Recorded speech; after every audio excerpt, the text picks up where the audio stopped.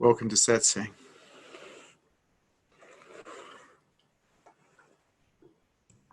Could you please talk about jealousy?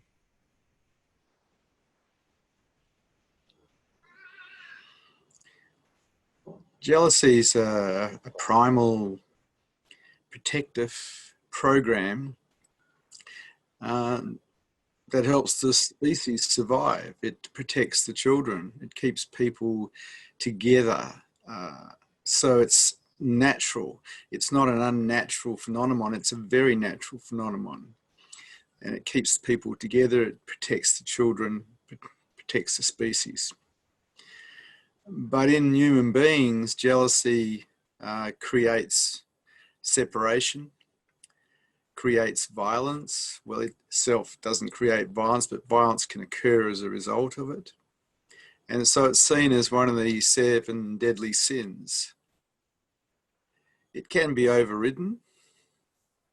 You can make it okay for people to be the way they are rather than support jealousy. As you grow in consciousness, you realize that you can't really own another person or another person's sexuality, and that even the idea of owning another person or another person's sexuality is abhorrent. But in lower consciousness, people get jealous and they act out on their jealousy, basically because they're unconscious, and they hurt each other and they cause rifts in their relationships. Sometimes they totally destroy their relationships with jealousy. It's called the green-eyed monster. Sometimes envy and jealousy sometimes go hand in hand. And look at it from a perspective of higher consciousness. It's just something you don't want to ever support, because it does need support. The feelings of jealousy, which is quite often combined with a feeling of betrayal of some kind, step in. And instead of standing back and making it okay, there's a reaction. And the reaction could be to pull away, or could be to attack, could be to freeze, could be a few different things. But instead of supporting the reaction, how about just making it all okay? How about just accepting that this is how life actually is? In support of jealousy, we're in support of separation, we're in support of lower consciousness, and we're in support of creating wounding in ourselves. And so there's no upside to jealousy really, except in the survival stakes, nature stakes, where we may get protective of our family or our partner, and so propagate and prolong the species, which is why that particular program is there. It's up to you as to what you do with jealousy, because I think all human beings would suffer it, but it doesn't need to be supported. We don't need to support the reaction that may occur as a result of the feeling of jealousy. We can be accepting of life as it is. We can be accepting of our partner. We can be accepting of other people. We don't have to support the reactions. Another opportunity to practice openness, to practice acceptance. Another opportunity to practice higher consciousness. But that's going to be up to you. You may not be in a relationship, so there may be no jealousy in your life. That's cool. There's lots of other things that'll come up that you can learn to accept and practice acceptance, practice openness. But I think one of the last things we should support is jealousy. It's just destructive. There's no building bridges while we're supporting that, just burning them.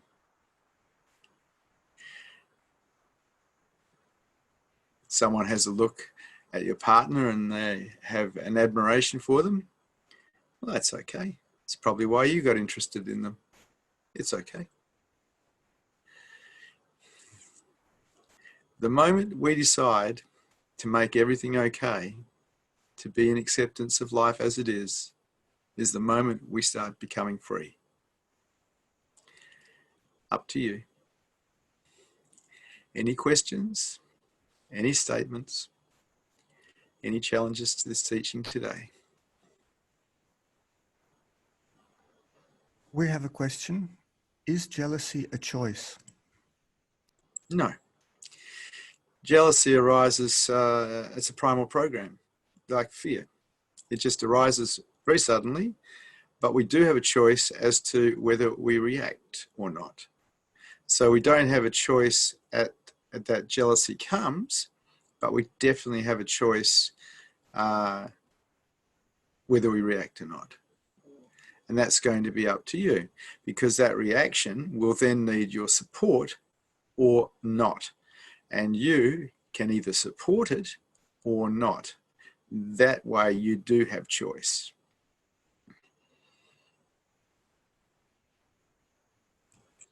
Why do some people get more jealous than others? Because they support it and others don't.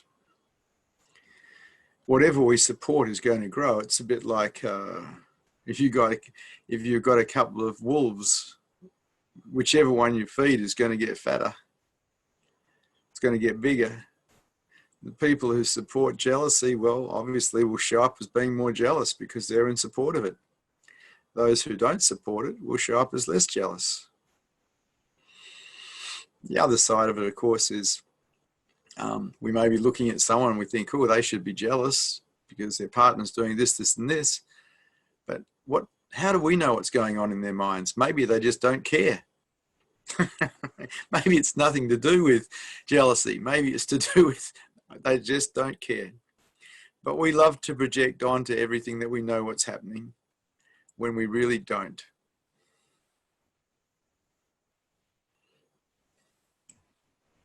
Sometimes I find myself wanting my partner to be jealous. What makes me measure how much my partner cares about me by their jealousy?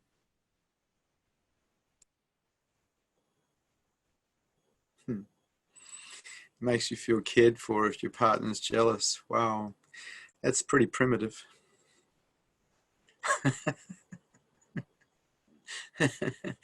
So you want your partner to suffer so you can feel cared for. Because whenever someone actually experiences jealousy and supports it themselves, they're actually hurting themselves. And what you're saying to me is that you want your partner to hurt themselves so you can feel cared for. That's not very loving.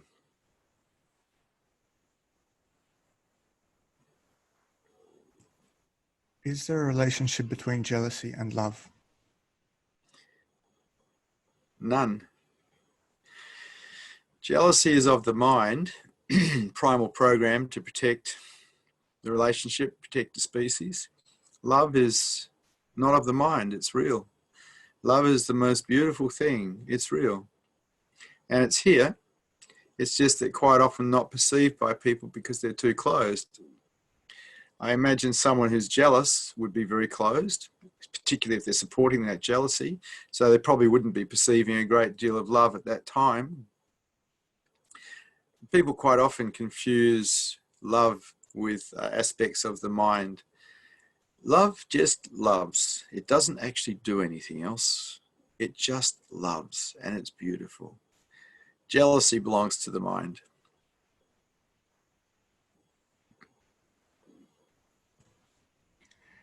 Is jealousy a sign that I'm lacking self-confidence? No, it's a sign that you're supporting it.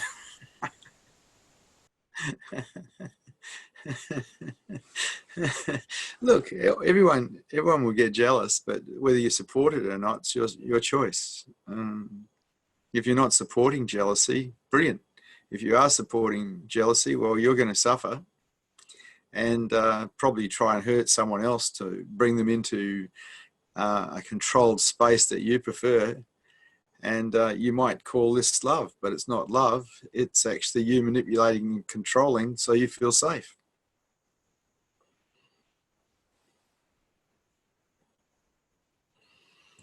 Jealousy feels very overwhelming sometimes. Do you have any tips for how to deal with it in the moment? Don't support it.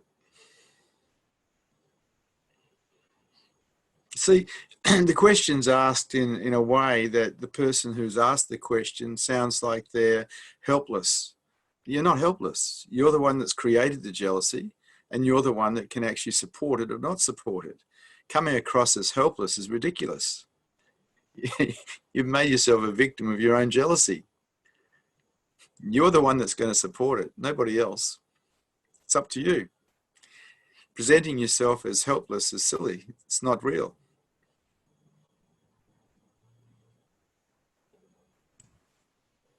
My partner is very possessive and jealous. How do I help him without letting him control all my movements?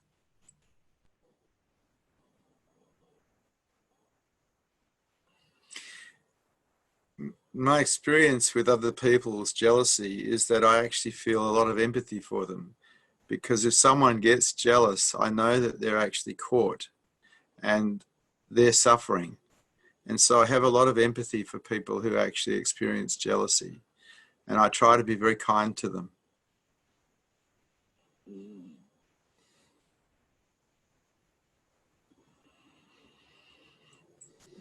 Is jealousy always linked to wounding? Why would it be linked to wounding?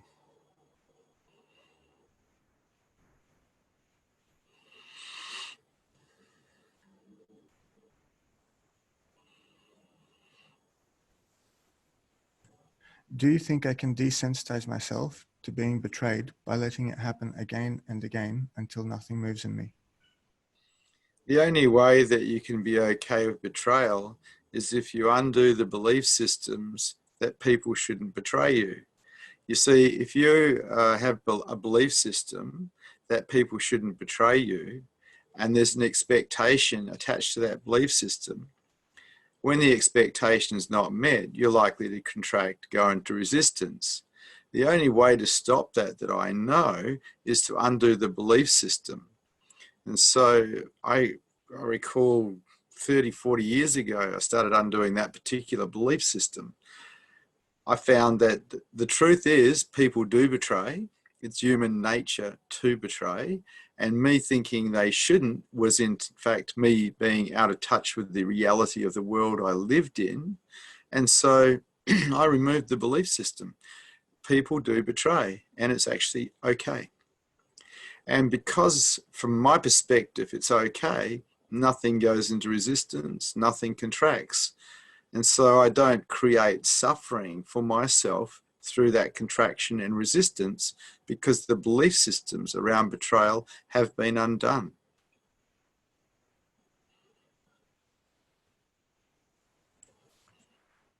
I get very disappointed in myself after I have been jealous. I thought I was more spiritually advanced, but that feeling still comes back from time to time. Is there a way to completely eliminate jealousy? Yeah, wake up. Become enlightened. It works really well, because when you're awake, there is no more jealousy, there is no more anger, there is no more fear. It is all gone.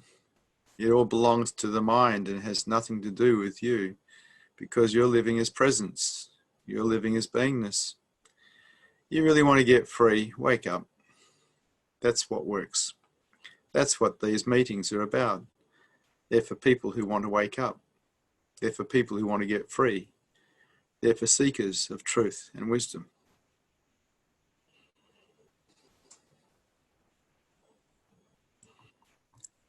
I find myself feeling jealous of my friends' spiritual experiences or awakenings. How can I be okay with me just the way I am? Is that jealousy or is that envy? It sounds a little bit more like envy. And if you support envy, it grows like any other monster that you feed. If you don't support it, it atrophies. It's up to you. If you insist on feeding it, you're going to suffer. But that's your doing, nobody else's. If you don't feed it, if you don't support it, it atrophies.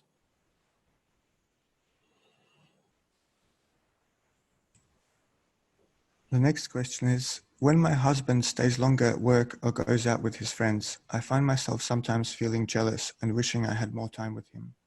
How can I be okay with being on my own?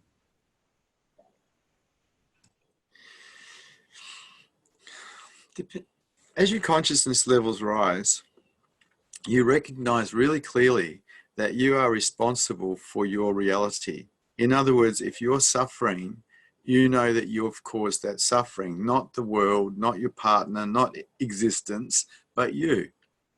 And so you don't support that suffering by actually not supporting anything that contracts you, anything that brings resistance in you.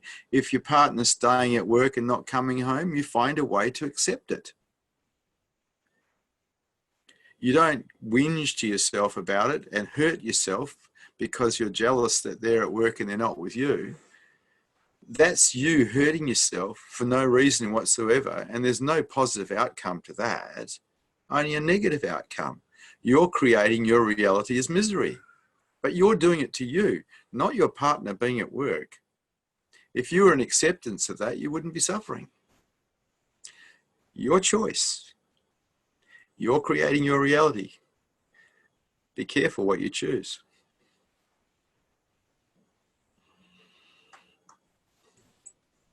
Do I have to overcome all jealousy in me before I can get enlightened? How about just practicing acceptance until you've mastered the mind and it can surrender? You see, a mind that can surrender, which is basically non-doing, will support enlightenment. A mind that is constantly resisting life isn't going to support enlightenment, isn't even going to support higher consciousness. It's actually going to support lower consciousness. Stop resisting. Stop supporting resistance. And people say, well, I haven't got a choice. Of course you've got a choice. We are not helpless in this situation. We can support openness, we can support acceptance, or we can support resistance and closure and defendedness. Our choice. Choose wisely.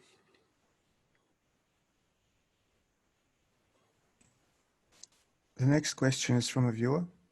When you speak about not supporting jealousy, are you saying to ignore it? And if so, how to do this when it is so painful? Be okay with pain. Life is painful for all human beings. And our relationship to pain is going to dictate how we live in a lot of ways. If we can't be okay with pain, we're going to be constantly avoiding it. And if we're constantly avoiding pain, we've just set ourselves up as escape artists who are never, ever going to heal the wounds of our heart because we can't handle the discomfort. Life is painful from time to time. And if we can make it okay, we can heal the wounds of our heart and we can get through anything. But if all we do is use the myriad of escape methodologies that we've probably developed over a lifetime, that's what we'll die as, a master escape artist. You want to get free, you got to stop running. You got to start being tenderly okay with whatever appears. This is acceptance. This is the key to learning surrender. This is the key to higher consciousness. The practice of acceptance.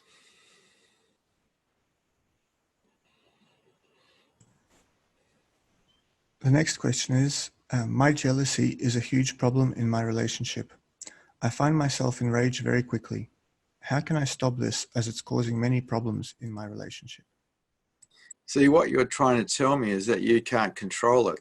And I don't buy that for 1 second because I know that you're the one that is supporting the jealousy with your thought patterns. Nobody's doing it to you. Your partner's not doing it to you. You're doing it to you, and you are not helpless. You're setting yourself up by asking that question as someone who's helpless. I don't buy that for a second. Not for a second do I buy that. You are not helpless. You're the one who's doing the reacting, and you're the one that's either feeding that reaction or not with your support.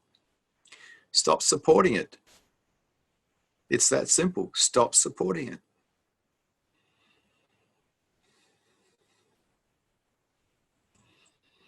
How can I transform negative emotions like anger or jealousy into something that's not so destructive? Could you slow down and read that again? You read it too fast for me. How can I transform negative emotions like anger or jealousy into something that's not so destructive? See, it comes back to the same answer I've been giving to a lot of the questions. You're responsible for supporting anger. You're responsible for supporting jealousy. Usually both of them have blame involved. Well, you're the one supplying the blame. You're the one supplying the story. You're in charge of that story. What's happening is happening, but you're the one creating the story about it and supporting it.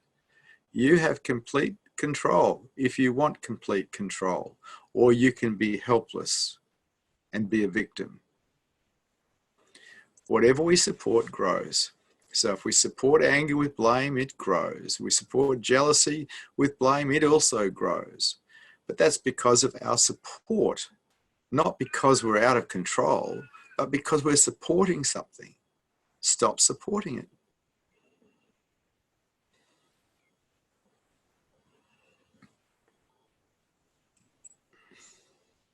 I'm having trouble understanding why some people attract others that ultimately betray them. If we create our relationships consciously, why is there the experience of betrayal? Because it's human nature to betray. It's animal nature to betray as well. I got I got 3 dogs at the moment, 3 little dogs. They betray each other constantly, especially over food. It's human nature for human beings to betray. The people who don't betray have gone to higher consciousness. They don't betray because they're conscious enough to realize what they're doing and they don't want to be involved in hurting anyone. But in lower consciousness, betrayal is common. But it only is common because it's supported. In high consciousness, it's simply not supported. The next question is, I feel my husband's relationship to his parents to be excessively attached. I feel displaced. I have a feeling of resentment and non-acceptance towards them. How can I shift this? Could you read the question again, and could you read it slowly, please? It's like you're speed reading, and I prefer you to go slower. Thank you.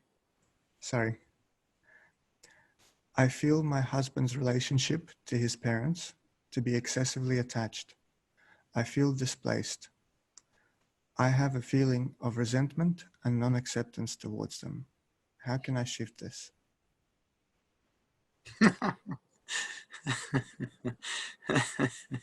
Oh dear. So it sounds like there's a little bit of envy or jealousy of the parents and the relationship that your partner has with them. What about including them in your life instead of rejecting them? What about welcoming them instead of rejecting them? What about you actually joining him instead of you insisting on him joining you in abandoning his relationship with his parents? It's so funny. People think that's love. You know, love's inclusive. It includes everyone and everything. Love just loves. It's very beautiful.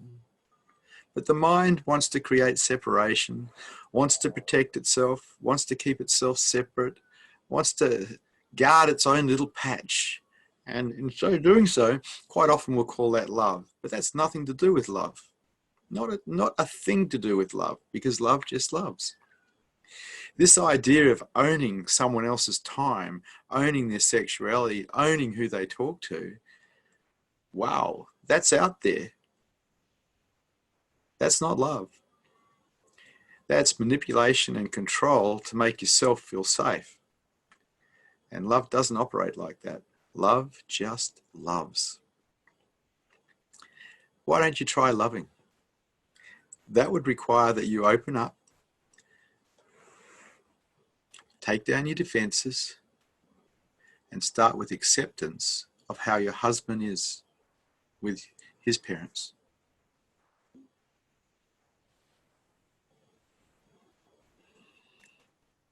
The next question is there a certain degree of jealousy natural and healthy in a relationship?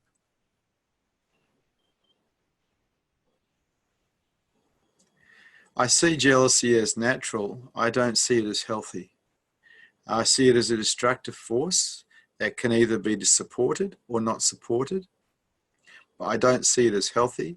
I feel that people who support jealousy in their lives, generally speaking, burn bridges rather than build them. If we're talking higher consciousness, this would definitely be one of the obstacles in the way of higher consciousness. The support of jealousy is a support of an obstacle that is in the way of higher consciousness. And you're the one that will either support it or not support it. It is up to you. So if you actually are supporting jealousy, you're supporting yourself in lower consciousness.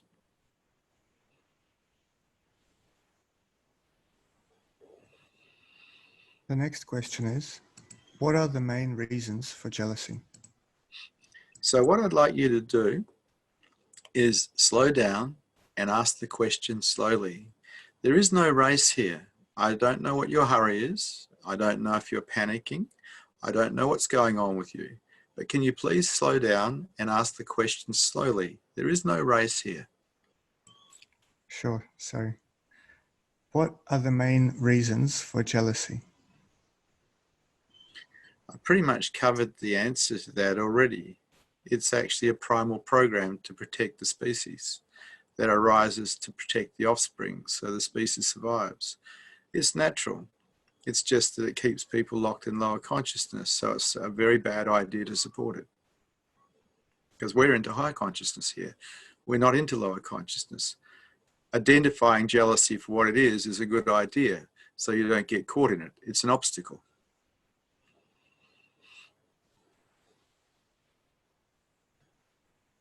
The next question is from a viewer who says, "Hi Vishrant, I'm so sorry. I don't understand the difference between envy and jealousy. Are you able to explain the difference again?" I don't understand the difference very well either. I just know that I won't support any of it. I remember when I was a teenager, there was all these really super powerful cars out, and I refused to go and look at them because I didn't want to be envious. I didn't want to want something that I couldn't actually afford to have. So I just simply didn't go and ogle at them. And I was already looking at envy at a young age, probably about 18 or 17, realizing that envy just makes you feel dissatisfied. And so I wouldn't put myself into a position where I'd feel envious. I just refused to look at things that I couldn't afford to buy at that stage because that was my maturity level at that stage. And jealousy was one of those things that I came across pretty quickly when I was a teenager. And I saw the destructiveness of it. And I pondered it at great length, recognizing that it was one of those things in my life that I never, ever, ever wanted to support because it was just too dangerous to support. It is just too destructive. So jealousy was, for me, was when my partner decided to like someone else. Envy was when I wanted something I couldn't have and someone else had it, like a powerful motor car. But describing the difference between jealousy and envy, really that's not my job. My job is to say, don't get caught in either of them. Do not support jealousy. Do not support envy, unless, of course, you want to hurt yourself. And then it's your prerogative to do so. But if you're interested in higher consciousness, you've got to look at both jealousy and envy as obstacles in the way of higher consciousness.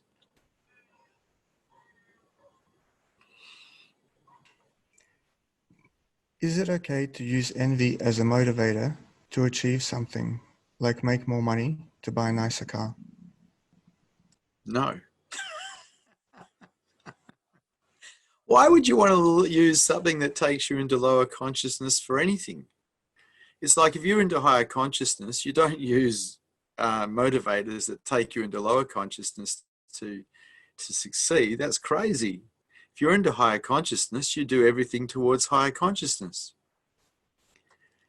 unless you want to stay in lower consciousness. But if you have a good look around, if you open your eyes and watch, lower consciousness is really where people suffer.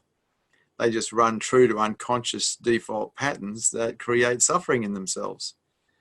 The beauty of going for higher consciousness is you can get out of that. You can change the way you are. You can live a different life, be a different person, not suffer anywhere near as much. And if you go for super consciousness, end suffering. Find freedom as living as presence instead of living as an I. That's the quest of the seeker, to know self as presence, to know self as pure awareness, aware of itself.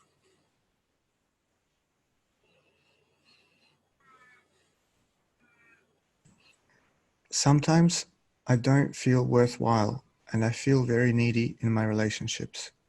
How can I stop feeling like this?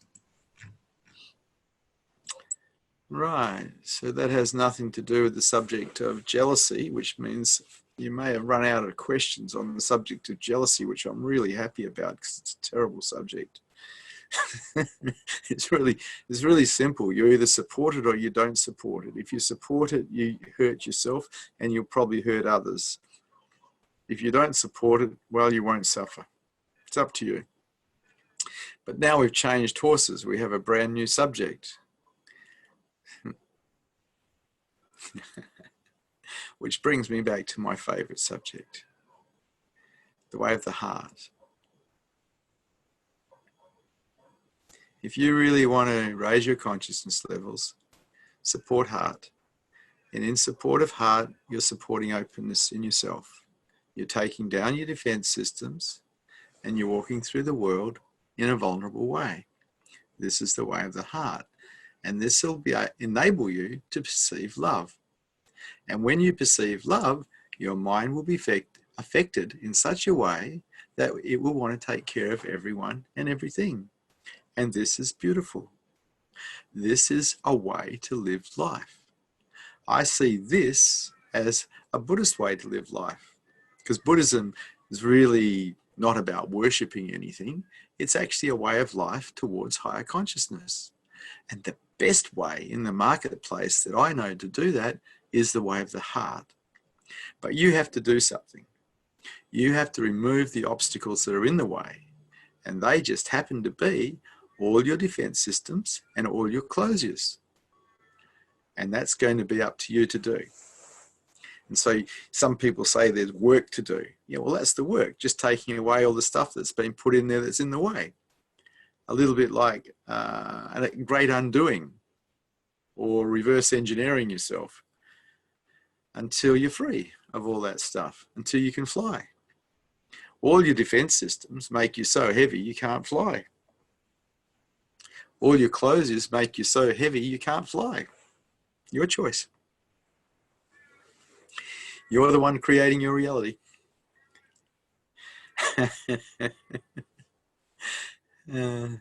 So sometimes I don't feel worthwhile and I feel needy in my relationships. How do I stop feeling like this? Well, if you're not feeling worthwhile, it means you're not accepting yourself as you are.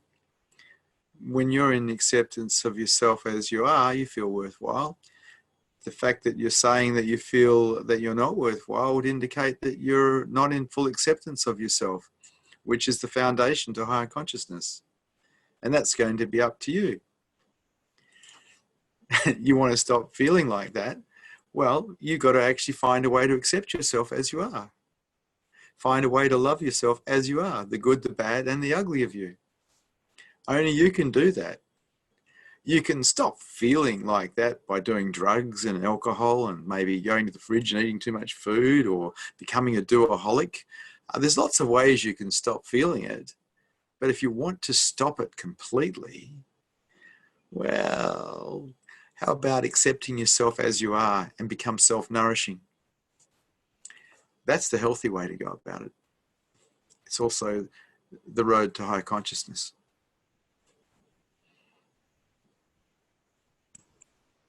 Next, Kalimba would like to ask a question. Hi, Kalimba. Hello, Vishrant. What a terrible subject they picked for me today. Remember. That's what I thought. And when you were going to change the subject, I thought, oh, thank goodness for that. Really. But look, I just had one, it just brought up a memory for me. I don't seem to have much issue with jealousy or envy. And I can't remember when I last did. But it reminded me of when I was a little boy. I was born 2 years before the end of the war. Now, my father was in the Merchant Navy. He was present at my birth, and then he was back to sea, and I didn't see much of him for over 2 years. At the end of the war, my mum rejoined him in Calcutta, which is where his company was based. But because they were worried about torpedoes and U-boats, she decided not to take me, so I was left with my grandma when I was like 2 years old. And I went through a lot of stuff with that. And then my brother was born when I was 6. And he got all the attention, the loving, whatever that I appeared or I felt that I hadn't got. And it really affected my relationship with him for quite a long time. I was always jealous of him. I saw him as a spoilt little brat. But looking back, I just realized that was, I can understand why I felt like that. But there's, as you say, you have to look at it, accept it, and just let it go. So you must be 77.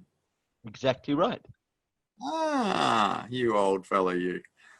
Yes, I'm sorry. I shouldn't be interrupting. Oh, Kalimba. Yeah, civil rivalry. Yeah. Look, apparently my brother under myself is 2.5 years younger. His name's Chris. And when my mum brought him home from hospital, I've been informed that my first words about him were, take him back.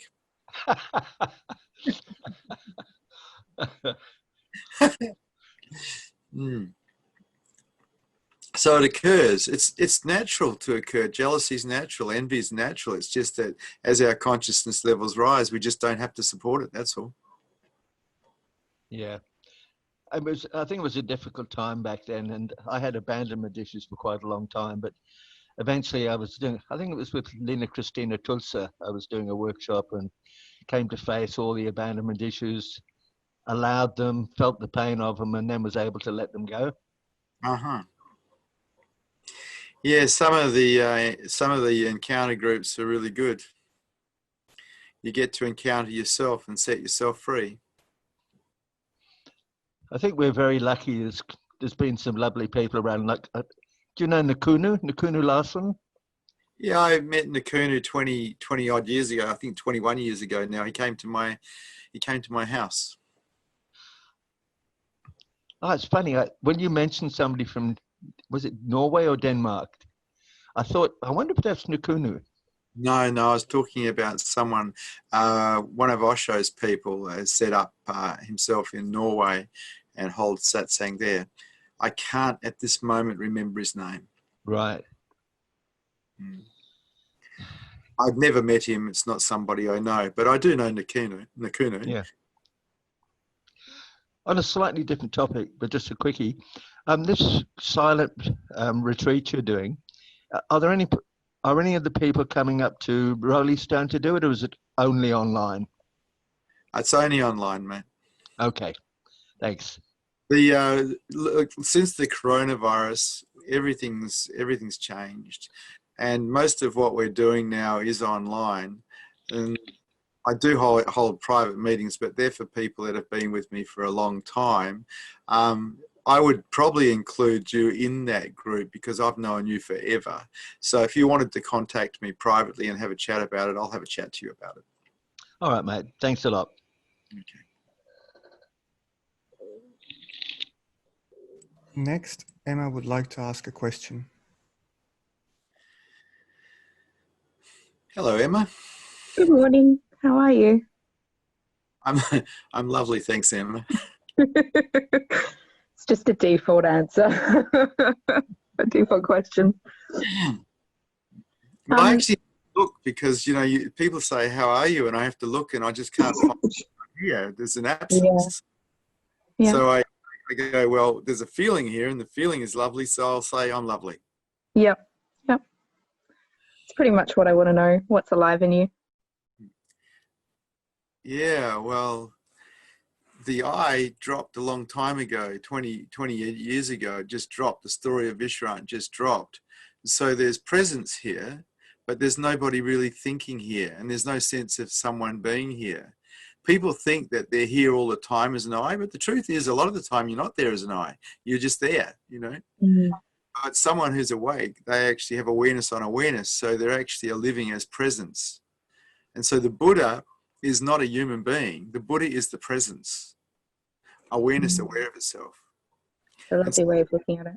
So the Buddha is the same in any human that has awakening occur, ongoing awakening, is the same. It's the same presence, because we're all one. There's no two different types of presence. It's always the same presence. So I wanted to ask you to talk on the game of zero a little bit more. The game of zero. I started playing the game of zero in the 80s. Time ago. That's before you were born. Yes, indeed. The game of zero worked really simply. If I'm really, really, really relaxed and really calm, and my mind is really calm, I considered that zero, right?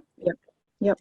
And any time I went above zero, I was interested in getting back to zero. So say someone would upset me and I'd go above zero and go into some sort of tension or closure.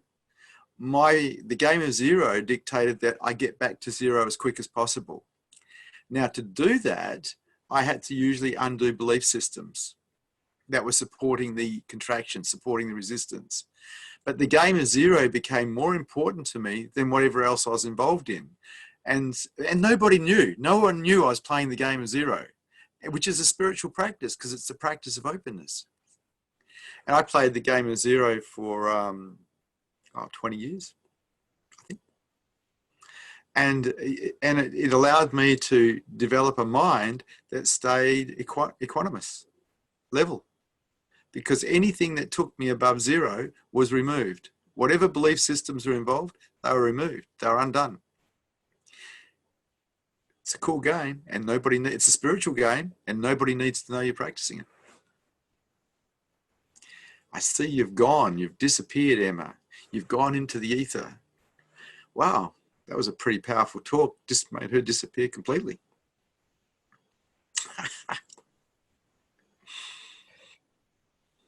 While we wait for Emma to come back, we have a question.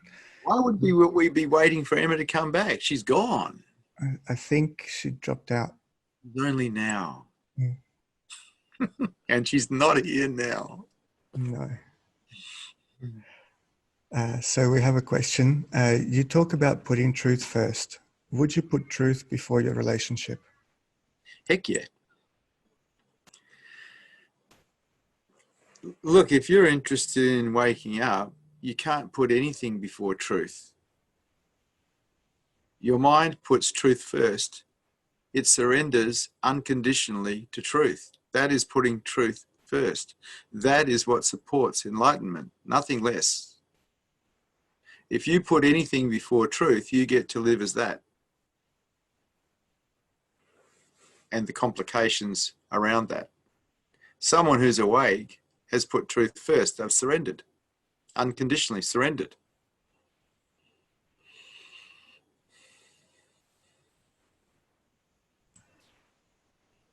How did you navigate painful moments in your life, like being betrayed or abandoned, without creating suffering? Depends on what age you're talking at, different ages. As I grew through my teenage years, my consciousness levels rose, and through my 20s they rose more, and then through my 30s they rose more. And so at different levels of my life,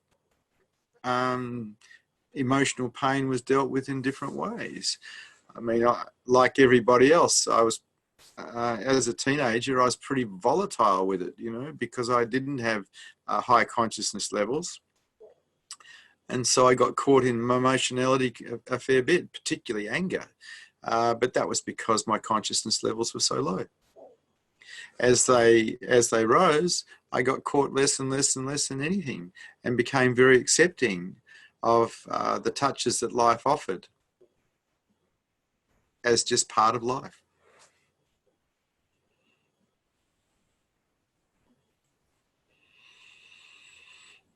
I've heard you talk about developing a good relationship with pain.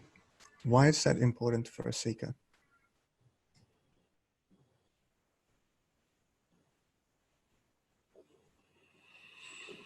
Because life is painful, and if you don't have a reasonably good relationship with it, you're going to spend your life escaping.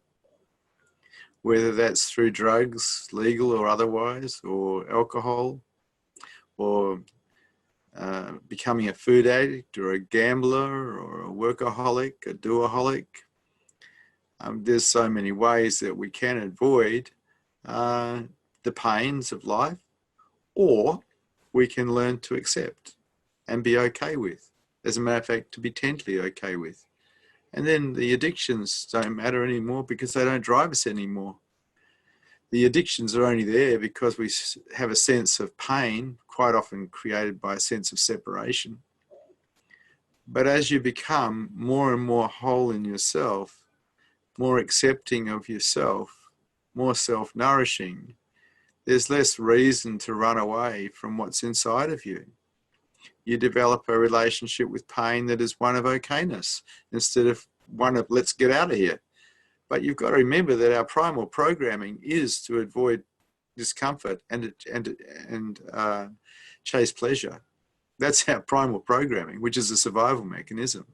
And so someone who's actually healed the wounds of their heart has actually gone against the survival mechanism because they've been okay with pain. They've allowed themselves to feel it. And in feeling our wounding, we heal it. As long as we're escaping from it or trying to, we're just keeping it intact. We're just keeping the pain body intact. So it comes back to ultimately doing nothing. In other words, stop escaping, because all escaping is doing. And then everything leaves. Then you get healed. Life's painful for everybody. It's best to be okay with it. It's best to not use escape methodologies. You're creating your reality. It's up to you. The next question is from a viewer. Is low self-worth a mirror version of jealousy, feeling that you're not as good as others and wishing you were? No, I don't think so. Jealousy is a primal program for survival. Low self-worth is actually created. I don't think we're born with low self-worth at all. I think it's created by developing an internal critic that judges ourselves as less than. I think they're two very different things. One's a primal program for the protection of the species, and the other is basically damage.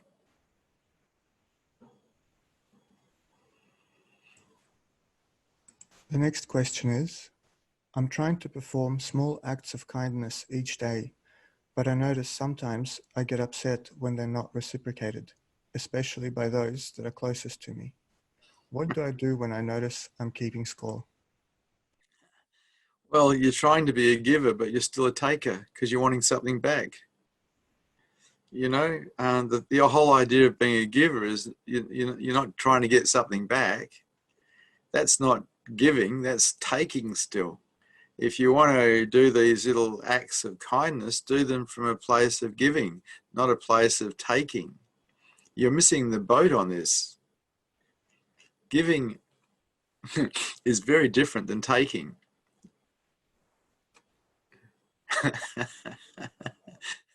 Maybe you should have a look at how your mind's operating. Develop a silent witness so you can see it clearly. Are you giving or are you taking? You see, if we're truly giving, we're not wanting anything back. We're just giving. If we're wanting something back, it means that we're taking, it's a business deal of some kind. You know, I give you this, I want something back. Not really giving, is it? Next, Arun would like to ask a question. Arun. Hello, Vish. You've changed your name. You're now Arun Siva. Oh yes, I think registered by my phone instead of my laptop when I did it this morning, so it So, must use so different. Siva is short for Shiva, isn't it? Yeah, so my last name is Sivakumar, Siva, and then Kumar. What is Siva? What does Kuma mean? I actually don't know, but you were right in the instance of saying Siva was another way of saying Shiva. Yeah. Well, that's an energy form that's really like. Yeah. Supposedly Shiva has multiple different persona is not the word, I guess, forms, and one of them, there's Shiva the dancer, there's Shiva the destroyer, there's Shiva which I think represents the dimension of nothingness, and a few Shiva different things. the destroyer of illusion. Yes. That's my favorite one. And everything you think is an illusion. Yeah. Maya. Oh, yeah. My question today is based on my observation of what's been going on for me. So when I am when I can tap into that ambient awareness around me, and the boundary almost blurs into this sort of witnessing state, but so let's just say it's this ambient awareness state. I notice that when I don't need to do anything, it's very easy to be in that state. And when I'm pulled into action, I can stay in ambient awareness, but it takes a lot more effort, but I can do it. But then I notice that there are very specific things that almost draw me straight out of it. And the specific things that I've noticed are, one, having conversation, having like dialogue with people, unless I'm extremely focused on being fully there, I just quickly get sucked into the conversation and then I lose myself in the conversation. So I guess I become unconscious. So that's one. Two, to continue on the thing of sport that I always speak to you about, I notice now the more I play sport, I focus on that ambient awareness, and it's really wonderful. But then without actually noticing it, I get sucked into the game, and then I'm not aware of what I'm doing. I'm just, my body is doing. So that's another one. And then I forget what the third one was. There was a third instance, but they all revolve around this fact that I can stay ambient, but then something when it comes to the doing of action draws me out of it. So my question is, as I practice more, does that slowly go away, or what is the experience for a sage like you? Can you be completely there and still do fully? Pretty much. But I don't have a problem with outcome, and you do. You're outcome focused, so you lose ambient awareness because there's a future projection somewhere, possibly fear-based. In sport and also in conversations with people, you're being careful because there's a future outcome. There's some kind of outcome. I'm not future orientated, so I'm not outcome orientated, so I don't really care about the result.